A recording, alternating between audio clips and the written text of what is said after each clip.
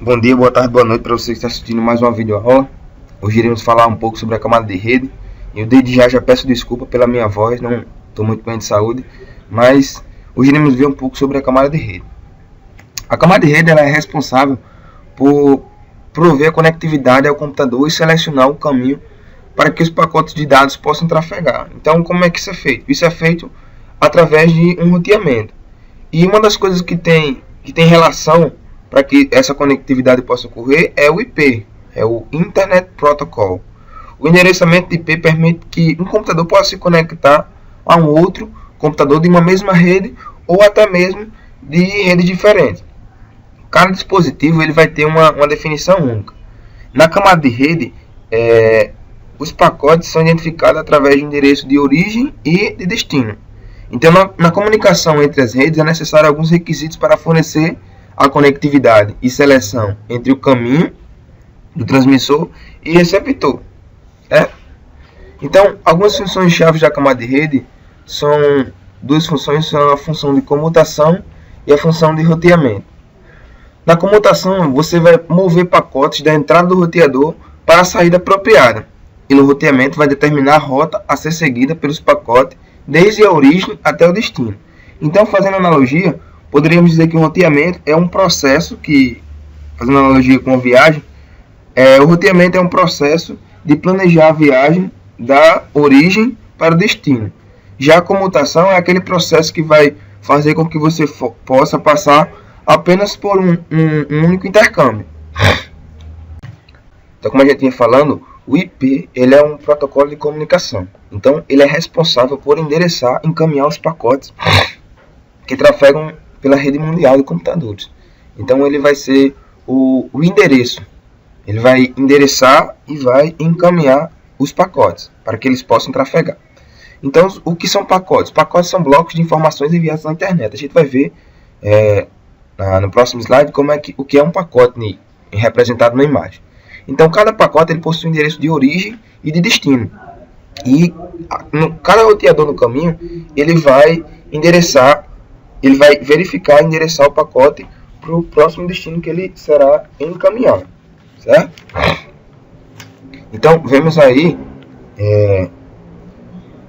um pacote que ele é formado. Então, a gente vê aqui em cima, aqui a caneta marcadora, aqui em cima a versão, qual a versão ele vai estar usando, se é a versão IPv4, IPv6, IPv6 ainda vai ser utilizado futuramente. Então, tem o endereço de IP de origem, endereço de IP de destino, tem o protocolo que está sendo usado, vai ser o IP, o IPX, temos as flags. Então, não vamos nos ater a isso agora, mas é só para a gente entender o que é um pacote, certo? Então, o IP ele é um endereço de rede, como a gente falou, o Internet Protocol, e ele possui 32 bits, que também são representados para nós é representado em formas decimal, mas o computador ele entende em forma binária. Então, temos 8, 16, 24 e 32 bits. Então, o IP ele é formado a gente pode chamar por 4 bytes ou 8 octetos, certo? Então, dentro do IP, nós possuímos dois conceitos importantes. É o de NetID e o de HostID. Toda vez que em redes nós falamos host, nós estamos referindo a computadores ou servidores, e net estamos referindo à rede. Então, NetID é a parte do IP que vai identificar a rede a qual o host pertence. Então, neste IP, que estamos vendo aqui na imagem abaixo, o que vai identificar a rede dele são os 3 primeiros octetos. E o que vai identificar o HostID é a parte que vai identificar quantos hosts podem ser conectados a uma determinada rede. Então, tem o NetID, nesse caso, são os 3 primeiros octetos, mas a gente vai ver mais à frente que pode ser os 2 primeiros, ou pode ser só o primeiro, e o resto ser para HostID. Vale salientar que quanto mais bits eu tiver para ou então quanto mais espaço eu reservar para meu NetID, menos possibilidade de hosts eu vou ter. Da mesma forma, o caminho inverso. Vamos dizer que eu tivesse reservado apenas o primeiro octeto para NetID, Ou seja, isso aqui iria identificar minha rede. Então, eu teria grande possibilidade, grande número para identificar os meus hosts, ou os meus computadores. Certo? Então, classe de endereçamento são espaços em que o endereço de IP foi dividido em tamanhos fixos. E nessas classes elas são divididas em 5 classes: A, B, C, D e E. Então, as 3 principais classes são a B e a C. Então, a classe A ela foi definida tendo o primeiro bit, ou seja, do primeiro bit do primeiro octeto como sendo igual a 0. Com isso, o número de IP pode ir de 1 até 127. Então, como é feito isso? Eu tenho meu primeiro octeto e eu tenho o primeiro bit como 0. Então, se eu tenho o primeiro bit como 0, se eu levo 2 à sétima potência, vai ser igual a 128. Mas como é 0, vai continuar 0. Então, se eu levo 2 à sexta, vai ser 64. Então, como o primeiro bit é 1, como o bit é 1, ele vai continuar 164. E assim sucessivamente. Então, no final, quando eu somar todos os meus bits, vai dar 127. Isso vai indicar a minha quantidade de IP, que ela pode variar. Então, ela pode variar de 1 até 127. Da mesma forma para a classe B. Ela foi definida com os 2 primeiros bits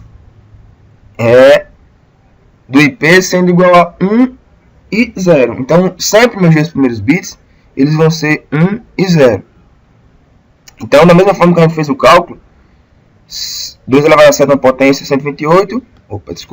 Como o IP é 1, eu conservo 128. 2 elevado a 6, 64. Mas como o bit é 0, então 0. 2 elevado a 5, 32. Como o bit é 1, então no final a soma, como o anterior tinha de até 127, a classe B vai de 128 até 191. Da mesma forma para a classe C, que foi definida como os primeiros 3 bits sendo 1, 1 e 0. Então, faz-se essa soma e a gente vê que o resultado dá de 192 até 223. Então, a forma utilizada para saber o número de redes que eu posso ter ou o número de computadores é a seguinte: 2 elevado a n menos 2. Então, como é feito? Se no caso eu quero saber quantas redes são possíveis, então vamos lá pegar a classe A como exemplo.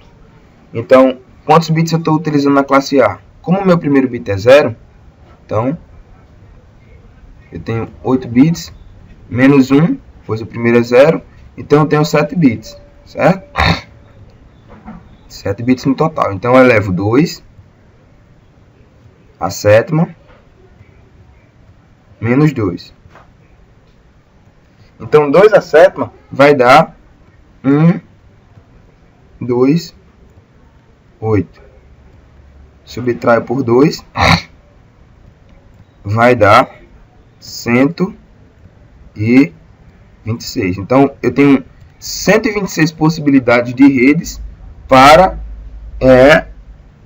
minha classe A, certo? E em relação ao número de máquinas, da mesma forma. Se eu já estou utilizando 8 bits para endereço de rede, quantos endereços para host sobram? 24. Então eu pego 2, elevo a 24 e subtraio por 2. Então, que vai dar esse resultado aqui.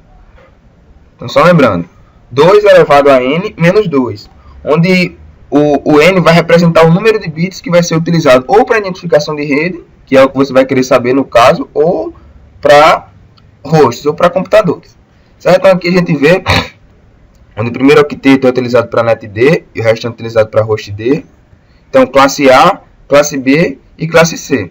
Certo? Então, quando for classe A, os 3 primeiros, o primeiro octeto é utilizado para rede. Quando for classe B, os 2 primeiros octetos utilizados para rede. Quando for classe C, os 3 primeiros octetos utilizados para rede. Então é isso que eu queria mostrar para vocês na videoaula de hoje da camada de rede. Tem muita coisa na camada de rede, mas eu queria mostrar para vocês essa em relação à classe de endereçamento, NetD e hostD. Deus abençoe a todos.